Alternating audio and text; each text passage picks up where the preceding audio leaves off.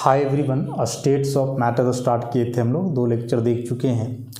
Last lecture में हमने solid, liquid और गैस में जो है कुछ कंपैरिजन करा था और डिफरेंस ऑब्जर्व किए थे कि जो 3 अलग अलग स्टेट्स हैं किसी मैटर का, उनमें क्या अंतर होता है। उसमें से बहुत सारे प्रॉपर्टीज हमने किए हुए थे।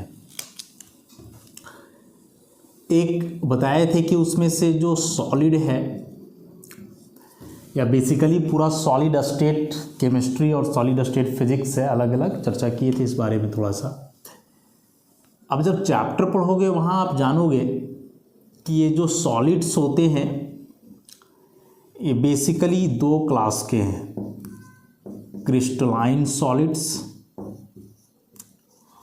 और दूसरे वाले होते हैं amorphous solid. Amorphous solids, crystalline solid को ही हम लोग ट्रू सॉलिड भी कहते हैं। एमॉर्फस सॉलिड को हम स्यूडो सॉलिड कहते हैं, या फिर इसे हम सुपर कूल्ड लिक्विड भी कहते हैं। सुपर कूल्ड लिक्विड भी कहते हैं। अब इनमें अंतर क्या है, ये बहुत कुछ फैक्टर है, बहुत सारे फैक्टर जिस आधार पे इन दोनों में हम डिफरेंसेस लाते हैं। तो उन सारे फैक्टर को काफ़ी डिटेल में चैप्टर में हम पढ़ेंगे। अभी थोड़ा सा बात जान लो कि क्रिस्टलाइन सॉलिड वैसे सॉलिड को कहते हैं जिसमें पार्टिकल का एक ऑर्डर्ड अरेंजमेंट हो, ऑर्डर्ड अरेंजमेंट ऑफ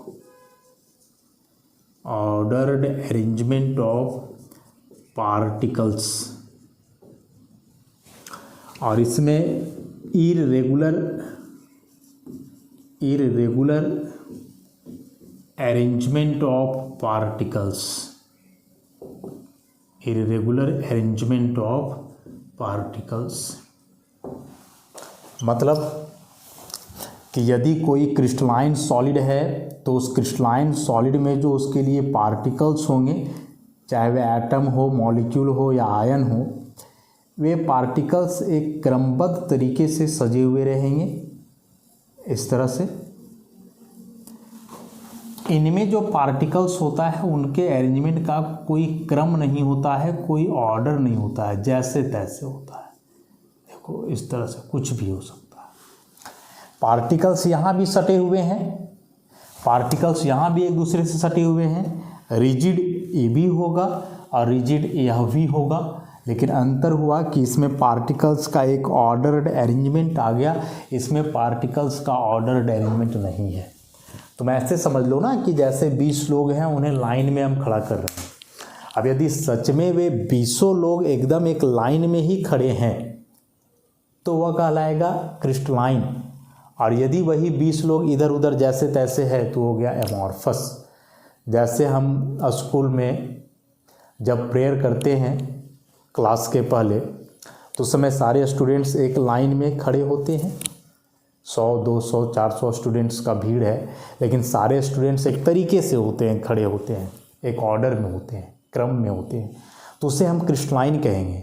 लेकिन वही कहीं मार्केट चली जाओ, वहाँ भी 400-500 लोगों का भीड़ है, लेकिन क्या वहाँ लोग लाइन से होते हैं जहाँ मने जैसे जो खड़ा ऐसे? तो वहाँ कोई ऑर्डर नहीं है, लोगों के रहने का कोई तरीका नहीं है, जैसे जहाँ मने लोग वहाँ हैं, तो वो कहलाएगा एमॉर्फस। और यहाँ स्कूल का जो एग्जांपल दिए, जो लोग एक लाइन में खड़े हैं, वह सिचुएशन हुआ क्रिस्टलाइन। बाकी डिटेल में चैप्टर में, इससे ज़्यादा अभी हम लोग चर्चा नहीं करने वाले हैं इस टॉपिक पे। अब एक चीज़ और कि सॉलिड, लिक्विड, गैस के बारे में हम तो डिटेल में देखे ही हुए थे। अब ये जो तीनों है ना, इन तीनों का एक दूसरे में इंटर कन्वर्सन पॉसिबल है। इन तीनों का जो है एक दूसरे में इंटर कन्वर्सन पॉसिबल है। कोई सॉलिड सब्सटेंस है, इसे हम लिक्विड में कन्वर्ट कर सकते हैं। तो सॉलिड को जब लिक्विड में कन्वर्ट करते हैं तो प्रोसेस कहलाता है फ्यूजन। फ्यूजन कहलाता है, फ्यूज करना, मेल्टिंग कहलाएगा, फ्यूजन कहलाएगा, दोनों एक ही चीज़ हुआ।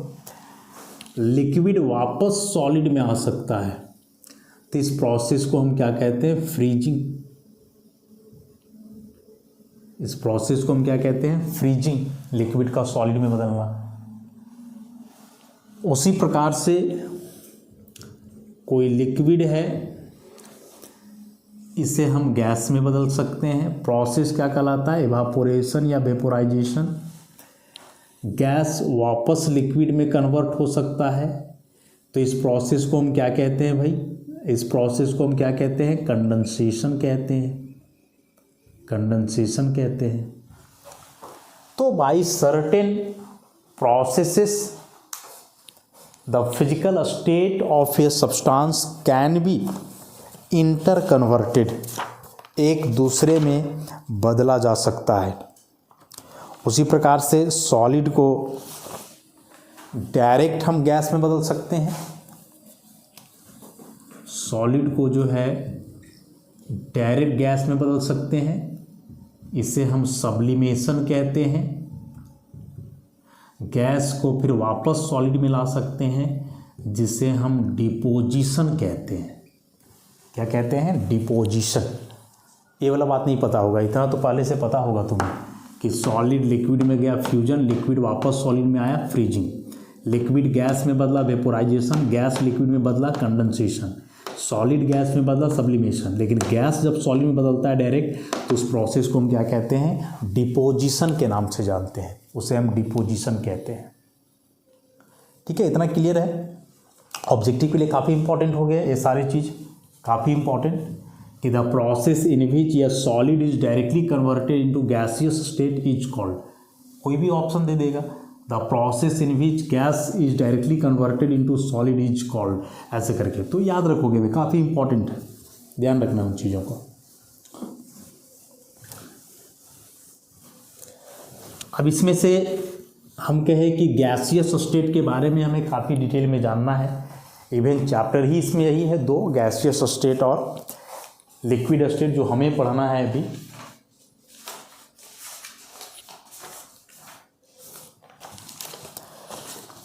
अब इसमें से नोट्स में जो बातें लिखी हुई हैं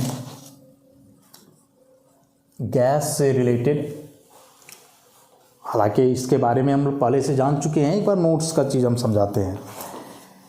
नोट्स है तो उसको पढ़ोगे, उसी से हम क्लियर कर रहे हैं कि यह गैस इज कॉम्प्रेसिबल फ्लूइड। एक गैस को जो है, एक गैस इज कॉम्प्रेसिबल फ्लूइड, अलग भाषा में जो है लिखा गया है, तरीका अलग है, मतलब वही रहेगा। बोल रहा है कि गैस को हम कंप्रेसिबल फ्लूइड कहेंगे। फ्लूइड मतलब कुछ भी जो फ्लो करता हो, तो फ्लो या तो लिक्विड करता है या तो गैस करता है। तो लिक्विड को भी हम फ्लूइड कह सकते हैं, गैस को भी फ्लूइड कह सकते हैं।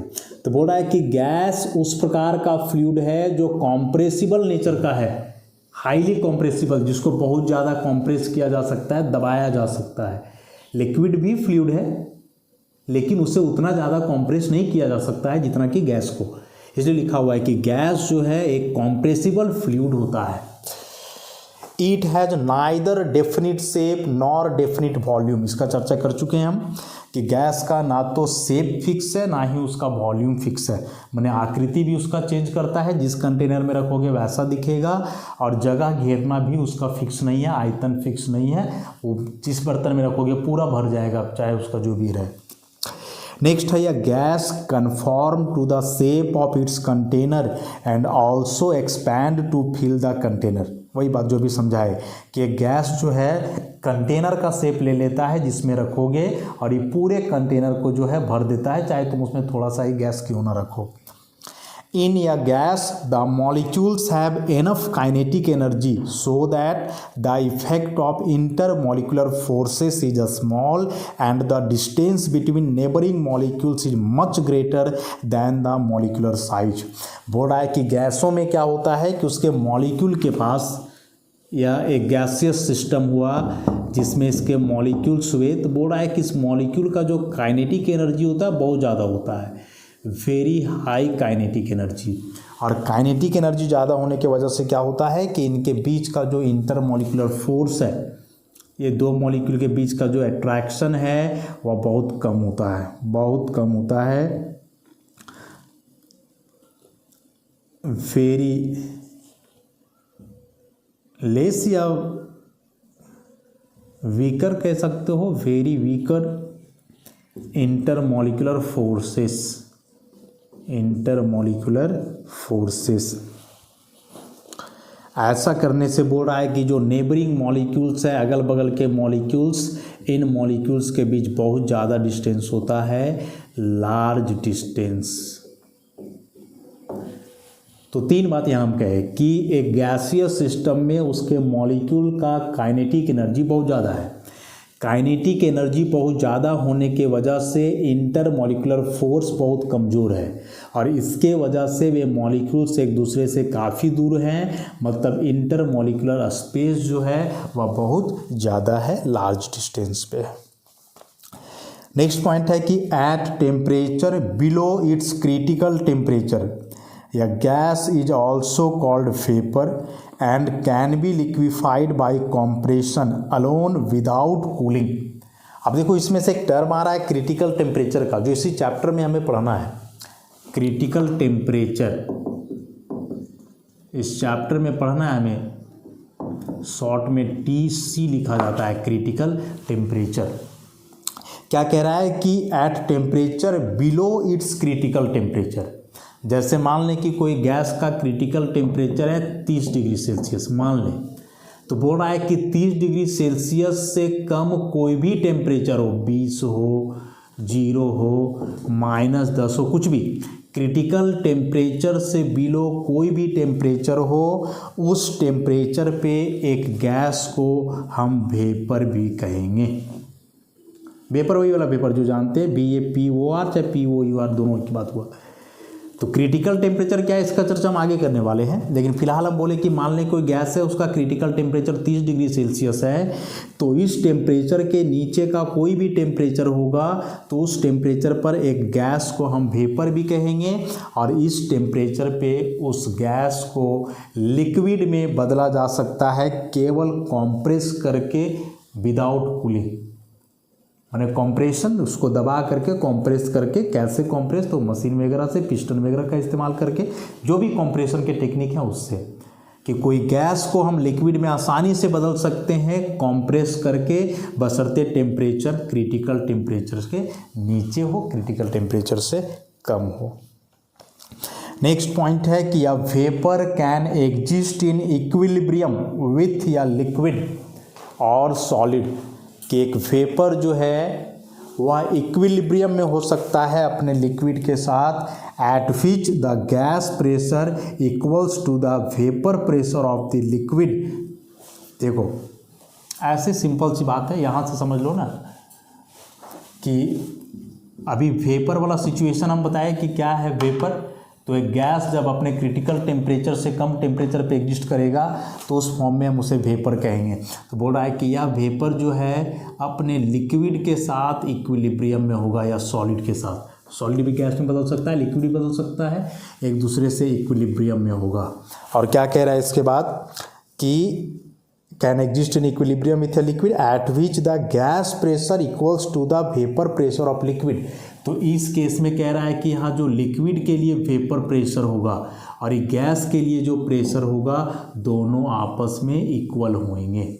मतलब लिक्विड के लिए जो वेपर बनता है, वह वेपर जो प्रेशर लगाएगा लिक्विड सरफेस से, वह कहलाता है उसका वेपर प्रेशर। तो वह प्रेशर और जो डायरेक्ट वेपर है इसी सब्सटेंस का, उसका प्रेशर आपस में क्या होंगे, इक्वल होंगे इक्विलिब्रियम कंडीशन में। एक पॉइंट और है कि यह super critical fluid is a gas whose temperature and pressure are above the critical temperature and critical pressure. एक सुपर क्रिटिकल फ्लूइड है, super critical fluid special type का चीज़ ही है। बोल रहा है कि वह एक गैस होता है जिसका टेम्परेचर और प्रेशर उसके क्रिटिकल टेम्परेचर और क्रिटिकल प्रेशर से ज़्यादा होता है। अभी क्रिटिकल टेम्परेचर प्रेशर जब हम पढ़ेंगे तो जान जाएंगे। और बोल रहा है कि in this state the distinction between liquid and gas disappear. ये जो सुपर क्रिटिकल फ्लूइड होता है तुम्हें पता नहीं चलेगा कि वह एग्जैक्टली गैस है कि लिक्विड है। वही तो लिखा हुआ है कि उस केस में जो है ना, लिक्विड और गैस के बीच का डिस्टिंक्शन जो है डिसअपीयर हो जाता है, गायब हो जाता है, तुम्हें पता ही नहीं चलेगा कि वह किस फॉर्म का सब्सटेंस है। कब? सुपर क्रिटिकल केस में, मतलब क्रिटिकल टेम्परेचर और क्रिटिकल प्रेशर से ज़्यादा टेम्परेचर प्रेशर होंगे तब। नेक्स्ट अब आते हैं इसमें हम लोग प्लाज्मा स्टेट के बारे में, जो फोर्थ स्टेट है मैटर के लिए, प्लाज्मा स्टेट। उस प्लाज्मा स्टेट के बारे में अब हम पढ़ते हैं।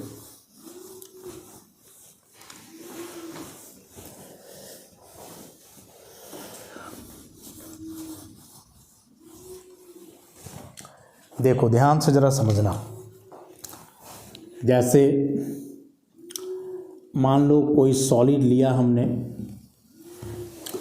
और हम पूछे कि इस सॉलिड को हम हीट कर रहे हैं, बताओ क्या होगा। तो कोई भी सॉलिड है तो हीट करने के बाद उसका फिजिकल स्टेट चेंज होगा, या तो लिक्विड में बदलेगा या तो गैस में बदलेगा। Most of the solid heat करने से मेल्ट करने के बाद पहले लिक्विड में ही बदलते हैं, उसके बाद गैस में, या कोई डायरेक्ट सबलाइम करता है तो डायरेक्ट गैस में बदल जाता है। तो मान लेते हैं कोई सॉलिड सब्सटेंस से हीट करा हमने इसको, तो यह सॉलिड सब्सटेंस बदल गया किसमें? लिक्विड में। फिर से इस लिक्विड को हीट किया हमने,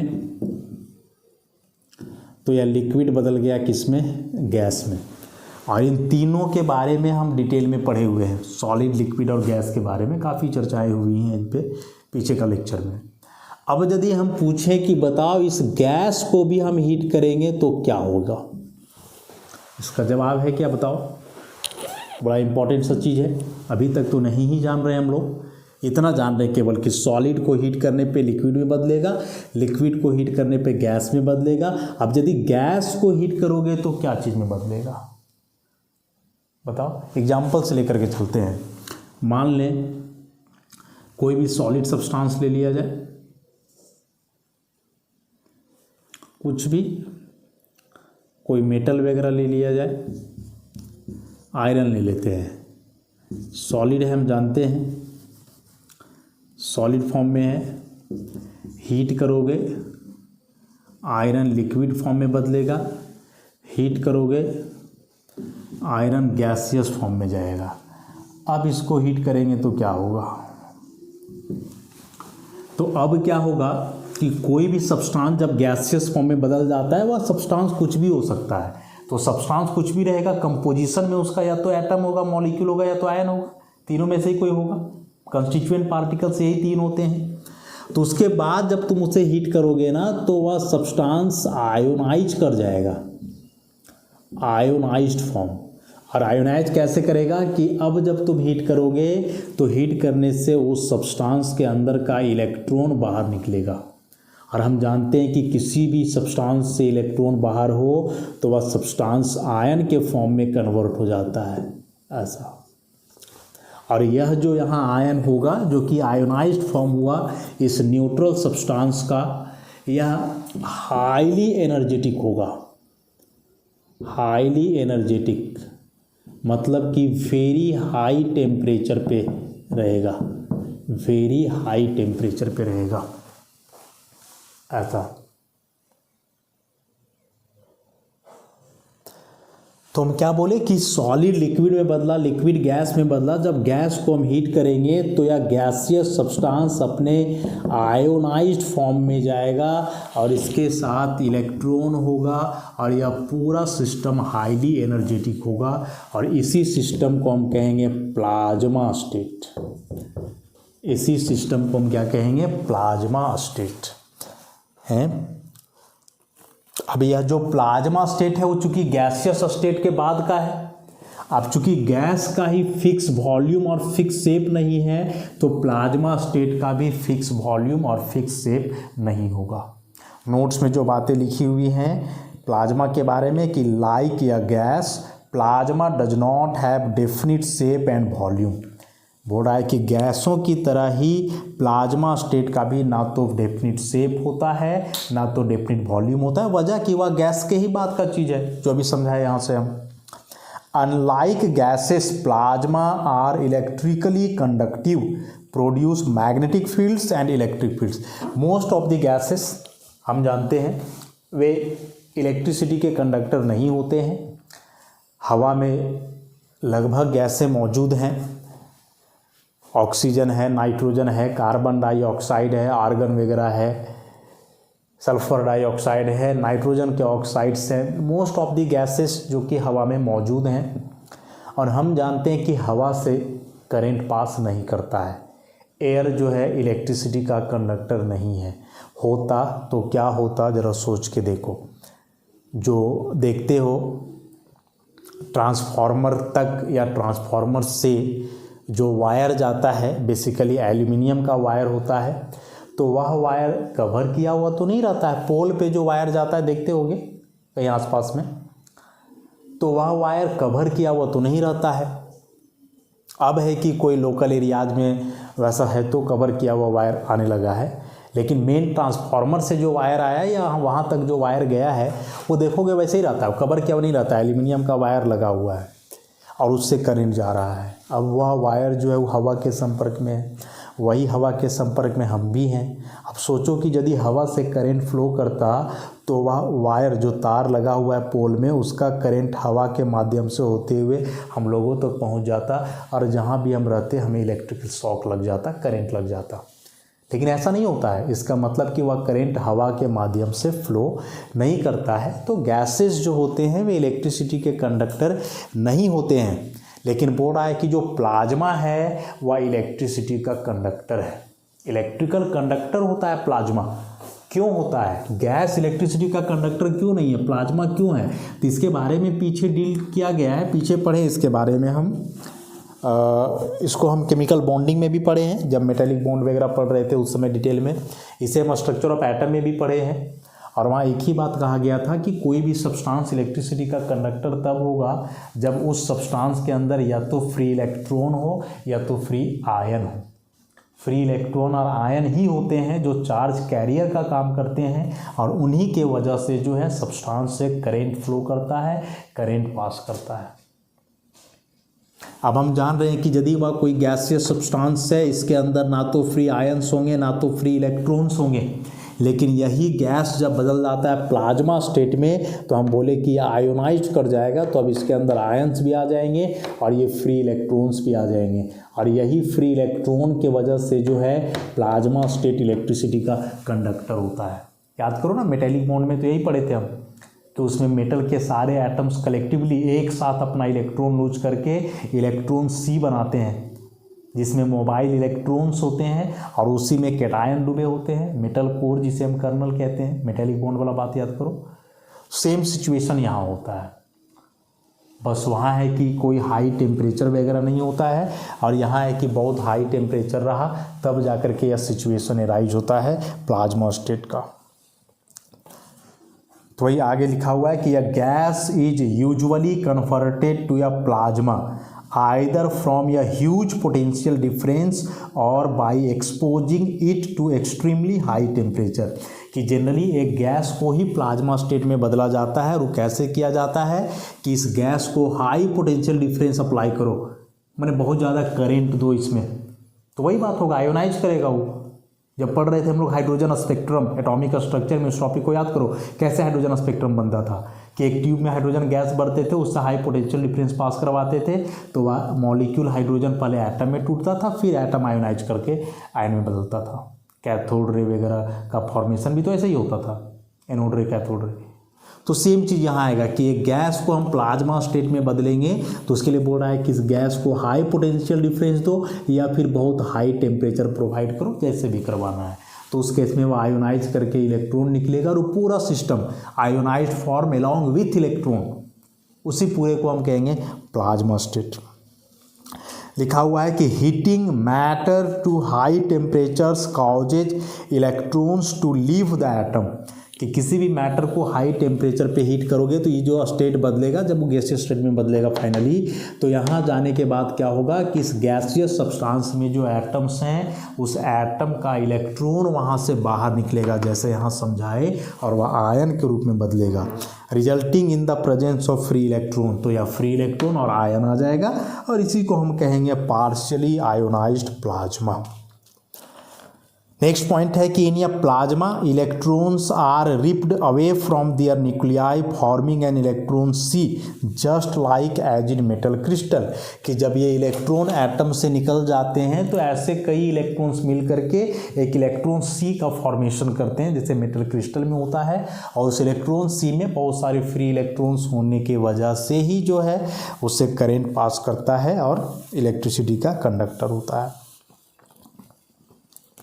अब बोल रहा है कि सन, सूर्य और जितने भी स्टार्स हैं, कोई पूछेगा कि बताओ सूर्य क्या चीज़ से मिलके बना हुआ है, तो सूर्य जो है प्लाज्मा स्टेट से है जिसमें हीलियम और हाइड्रोजन गैसेस हैं, और वे हीलियम और हाइड्रोजन गैसेस किस फॉर्म में हैं, प्लाज्मा स्टेट में। हम जानते हैं कि हीलियम और हाइड्रोजन गैस है, ऑर्डिनरी कंडीशन पे दोनों गैसेस हैं, लेकिन जब वे सूर्य के अंदर या किसी स्टार्स में होते हैं तो वे आयोनाइज्ड फॉर्म में होते हैं। इस तरह से हाइड्रोजन गैस नेचुरली ऐसा है, लेकिन यही हाइड्रोजन गैस जब सूर्य के अंदर है तो यह आयोनाइज्ड फॉर्म में है, इसमें 2H+ और 2 electron, and this is called plasma state. तो यह plasma state basically high temperature पे ही एग्जिस्ट करता है और नेचुरली एग्जिस्ट कर रहा है सन या कोई भी स्टार्स है उनमें। वे सब जो ग्लो करते हैं ना, सूर्य या जितने भी तारे हैं स्टार्स, तो ग्लो करने के पीछे का भी वजह प्लाज्मा स्टेट ही होता है उनमें। प्लाज्मा स्टेट के वजह से ही जो है वे ग्लो करते हैं या प्रॉपर्टी जो है उनके अंदर आता है। ठीक है, बाकी तो हम कर चुके हैं। तो एक नया प्लाज्मा स्टेट था जिसके बारे में काफ़ी डिटेल में हमने पढ़ा, काफ़ी डिटेल में जाना कि गैसियस स्टेट के बाद का चीज़ प्लाज्मा स्टेट है, जो नॉर्मल कंडीशन पे तो एग्जिस्ट नहीं ही करेगा, या जब भी एग्जिस्ट करेगा तो काफ़ी हाई टेम्परेचर पे एग्जिस्ट करेगा, नॉर्मल कंडीशन में नहीं। अब हमें गैसियस स्टेट जानना है डिटेल में, ठीक है, तो उस गैसियस स्टेट को डिटेल में जानेंगे हम लोग नेक्स्ट लेक्चर से। यहाँ तक समझो इंट्रोडक्शन था, सॉलिड, लिक्विड, गैस और प्लाज्मा, ये जो 4 अलग अलग स्टेट्स हैं मैटर के लिए, इनके बारे में। तो बाकी नेक्स्ट लेक्चर से हम कंटिन्यू करेंगे। धन्यवाद।